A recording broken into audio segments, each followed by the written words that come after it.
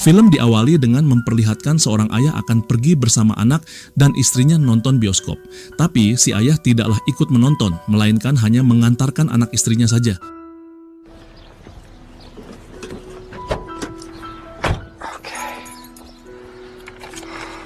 Karena terlalu banyak pekerjaan, ayah itu berkata bahwa ia tidak bisa menjemput mereka berdua. Maka dari itu, si istri disuruh untuk naik taksi saja daripada naik bis. Dengan alasan tingkat kriminalitas di dalam bis sangatlah tinggi. Hey champ, you look after him. Setelah beberapa jam, anak laki-laki dan ibunya sudah selesai menonton film. Mengingat perkataan suaminya, maka si istri akan pergi pulang menggunakan taksi.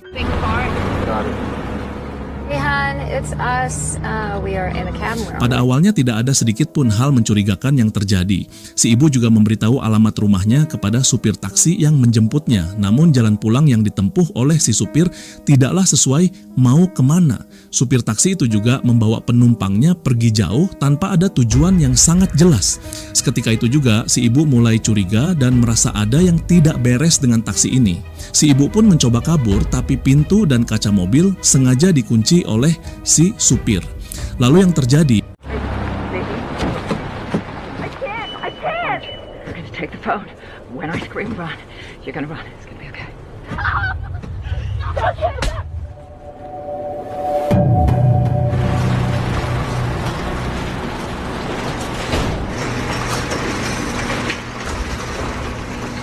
anak laki-laki bersama ibunya pun dibawa ke rumah supir taksi itu. Sampai sejauh ini apa yang mau dilakukan oleh si supir masihlah tidak jelas. Nggak lama dari itu si ibu langsung ditarik paksa dan dijauhkan dari anaknya. Agar anaknya tetap tenang, si ibu menyuruh anaknya untuk tutup kuping jika mendengar suara teriakan. Mommy's fine, baby. Mommy's fine. Stay in the car.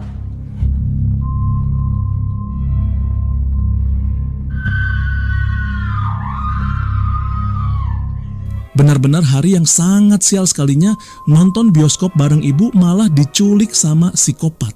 Dengan perasaan yang begitu sedih, anak itu hanya bisa mendengar suara teriakan ibunya sampai-sampai kencing di celana.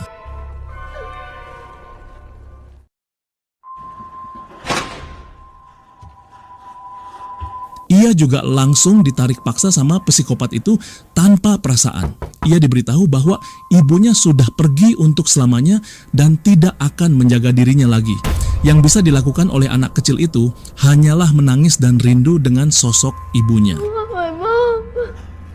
She's not coming back. Get used to it.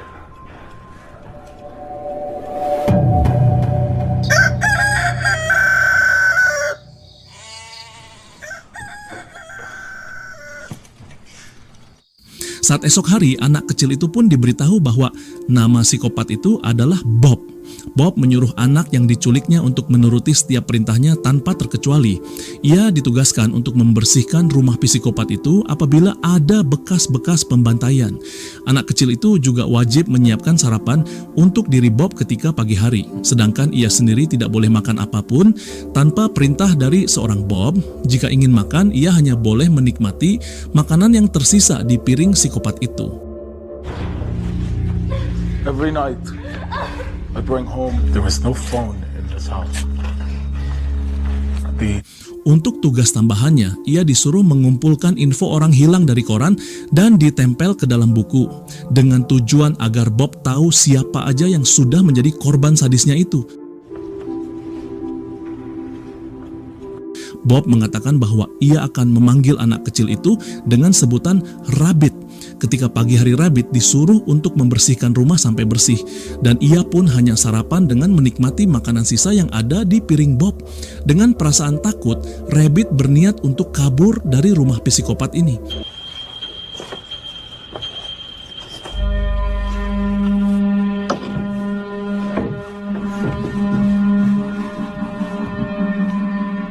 Ternyata si Bob sudah membaca gerak-gerik dari Rabbit.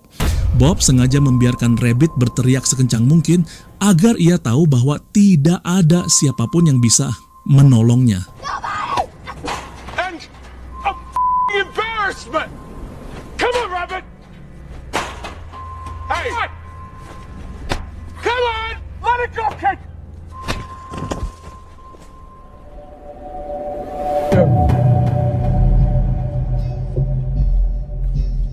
Akibat tindakannya tadi, kaki Rabbit langsung diikat dengan rantai sepanjang 10 meter.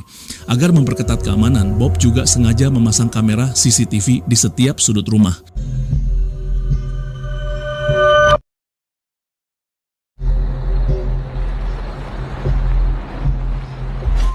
Setiap harinya Bob menculik wanita hanya untuk memenuhi nafsunya yang tidak tersalurkan. Jika sudah puas, korban-korban itu tentu saja dibunuh oleh Bob. Sisa-sisa perbuatan sadis yang dilakukan oleh Bob selalu menjadi tugas Rabbit untuk membersihkan.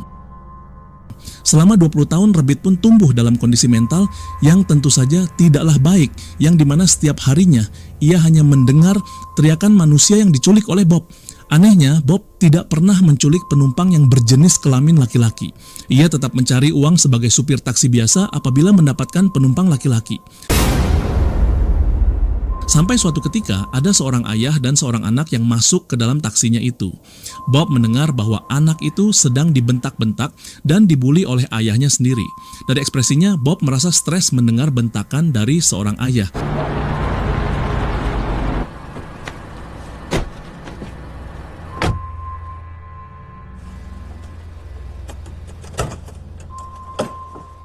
Setibanya di rumah pun ia malah terus kepikiran dan bertanya-tanya kepada Rabbit.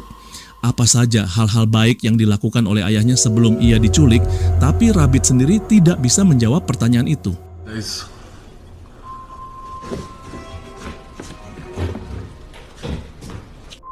Lalu Bob memberikan Rabbit buku anatomi manusia untuk dipelajari oleh Rabbit.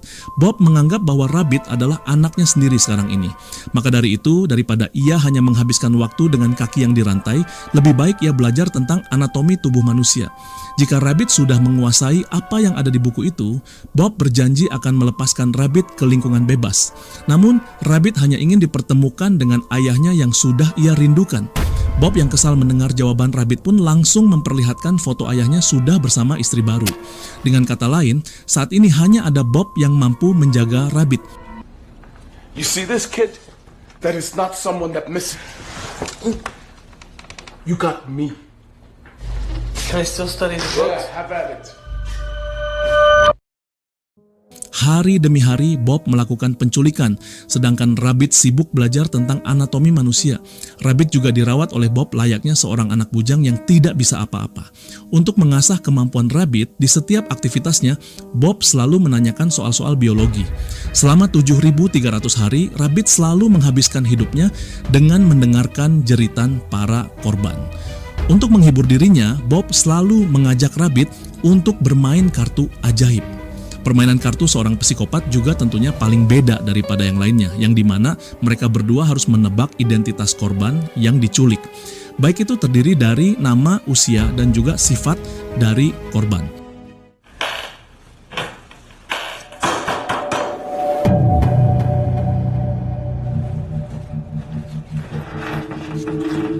Mayat-mayat yang menjadi korban Bob selalu dibersihkan oleh Rabbit dan dikubur di ruangan rahasia. Suatu malam Bob mengalami mimpi buruk yang berkaitan dengan masa lalunya. Di dalam mimpi itu terlihat ayah Bob yang selalu menyiksa adiknya dan juga dirinya. Bob sebagai kakak selalu menjadi amuk-amukan dari ayahnya. Bahkan Bob juga disuruh untuk berhubungan badan dengan ibunya sendiri dengan alasan Bob tidak diperbolehkan untuk berkenalan dengan wanita. Hal gila di saat ia masih kecil membuat dirinya trauma dan tidak punya pergaulan sama sekali. Bisa dibilang sejak kecil ia sudah mempunyai tekanan batin yang luar biasa. Karena alasan itulah ia selalu mengincar wanita sebagai korban penculikannya.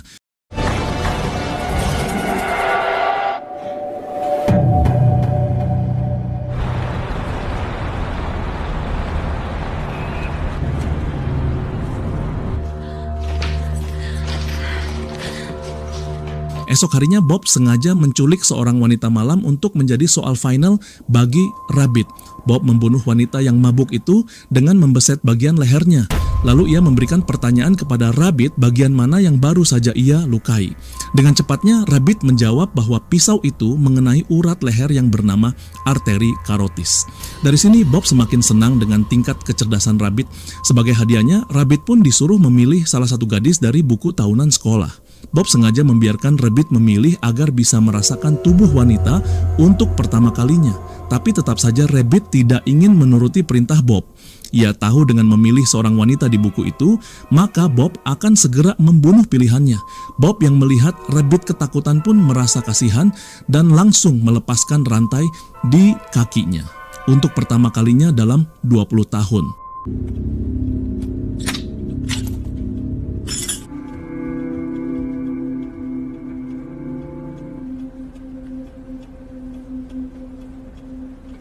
Rabbit kembali merasakan berjalan tanpa ikatan rantai. Setelah itu, Rabbit kembali dipaksa untuk memilih seorang gadis dari buku tahunan.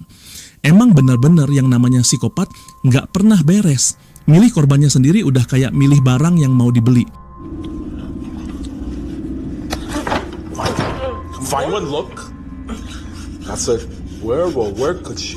Rabbit yang terus menolak pun pada akhirnya dipaksa oleh Bob untuk memilih lagi. Pada akhirnya pilihan Rabbit terjatuh kepada seorang gadis 18 tahun bernama Anggi.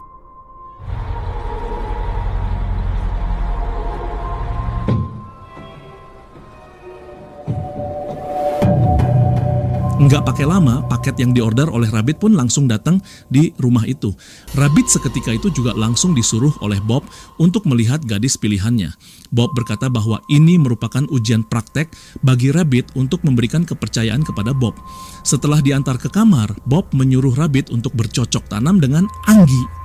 Dengan ancaman, apabila Rabbit tidak melakukannya, maka Bob sendiri yang akan menyelesaikannya.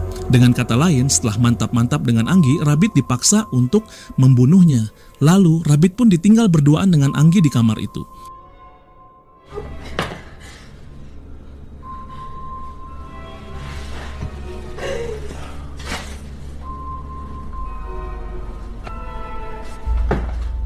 Saat sedang berdua, Rabbit berkata bahwa ia sama sekali tidak ingin membunuh Angie karena ia tahu Anggi bukanlah orang yang bersalah.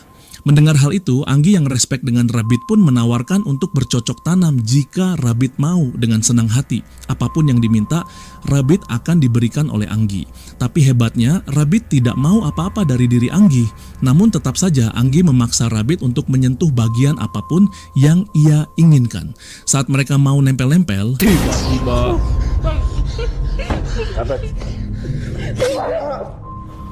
My God. Rabbit langsung menusuk perut Anggi tanpa ampun. Karena Rabbit tahu itu adalah hal yang ditunggu-tunggu oleh seorang Bob. Setelah itu, Rabbit menyeret jasad Angie ke dalam ruangan rahasia untuk dikubur. Lalu Rabbit sudah tiba di hadapan Bob dan berkata bahwa ia ingin berburu. Pada esok hari Bob langsung menyiapkan pakaian pergi untuk Rabbit. Ia juga sengaja membelikan Rabbit sebuah kursi baru untuk duduk bersamanya sebagai seorang anak. Saking rapihnya, Rabbit terlihat bukan lagi kayak psikopat.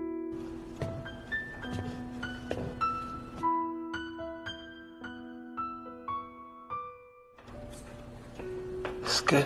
Good.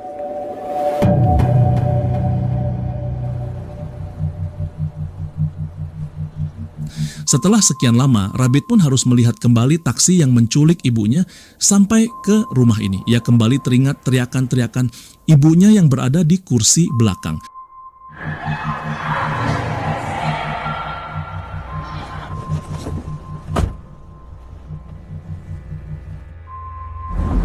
My vision is clear.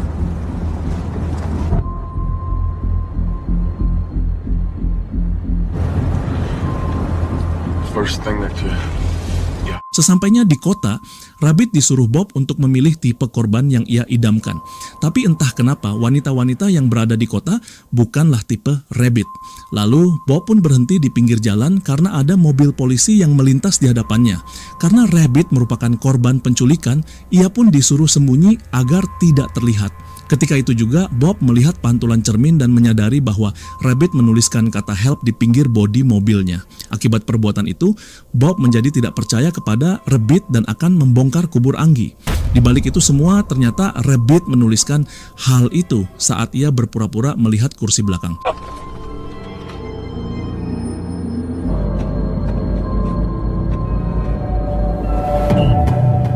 Di sisi lain, Anggi yang sudah dibunuh oleh Rabbit tidaklah benar-benar mati. Hasil belajar Rabbit mengenai anatomi manusia pun diterapkan pada saat ia menusuk perut Anggi. Rabbit sengaja menusuk Anggi di bagian yang tidak melukai organ dalamnya. Pada kondisi seperti itu, ia tahu apabila ia tidak menusuk perut Anggi, maka Bob yang akan membunuh Anggi. Rabbit juga menyuruh Anggi untuk berpura-pura mati saat ia akan menyeret Anggi ke ruangan rahasia. Di dalam kuburannya pun, Rabbit memberikan Anggi sebuah senter dan juga pisau untuk berjaga-jaga. Itu semua dilakukan Rabbit karena ia sadar, cepat atau lambat Bob akan mengetahui semua ini. Ketika sampai di rumah, Bob langsung meninju wajah Rabbit sampai pingsan. Saat itu juga Bob akan membongkar makam Anggi dan membuatnya tewas dalam seketika perasaan kesal. Karena telah dibohongi oleh Rabbit membuat Bob tidak percaya lagi.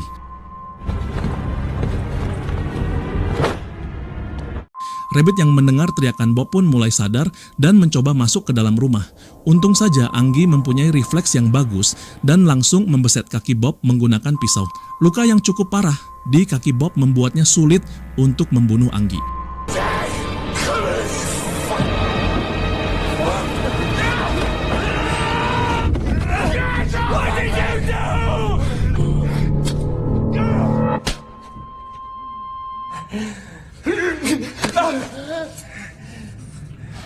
You can't do this. Akhirnya Bob tewas ditusuk pisau oleh Rabbit di bagian arteri karotis. Anggi yang tidak tahu apa-apa hanya bisa menyaksikan hal itu di depan matanya. Kemudian Angie yang diselamatkan oleh Rabbit pun mulai beristirahat di rumah itu. Sedangkan Bob yang telah dibunuh oleh Rabbit sudah dikubur di dalam ruangan rahasia. Singkat cerita, Rabbit menghampiri rumah ayahnya yang bernama Brett.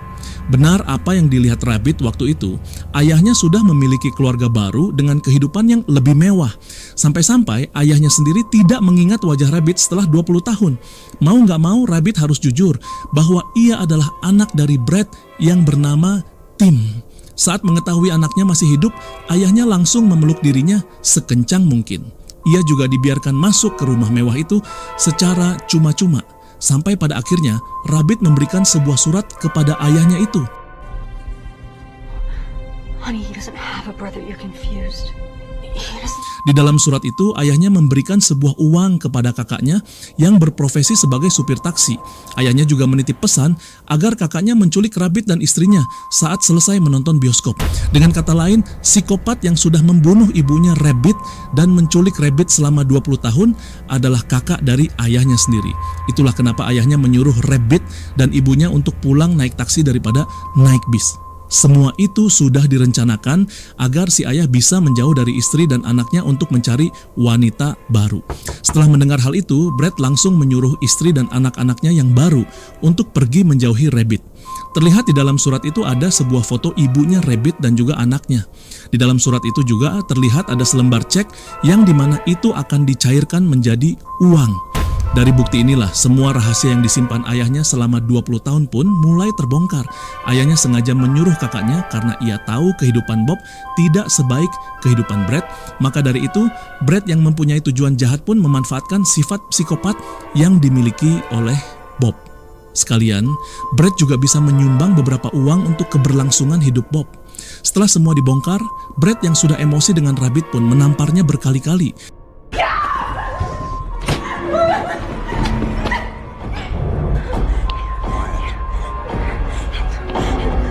Rabbit yang melihat seorang wanita disiksa pun mulai tidak tahan dan langsung menghajar ayahnya sendiri tepat di titik vital sampai tewas.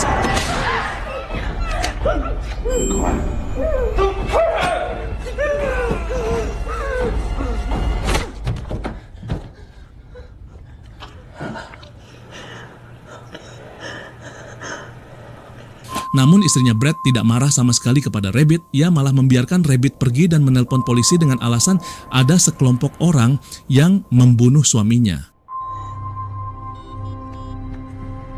Pada akhirnya Rabbit pun kembali ke rumah Bob dan tinggal di tempat itu bersama Anggi yang sudah cinta kepadanya. Terima kasih sudah menonton sampai selesai. Yang sudah subscribe dan like, saya doakan semoga kalian sehat selalu, ditambah lagi rezekinya, dan menjadi orang sukses di masa depan.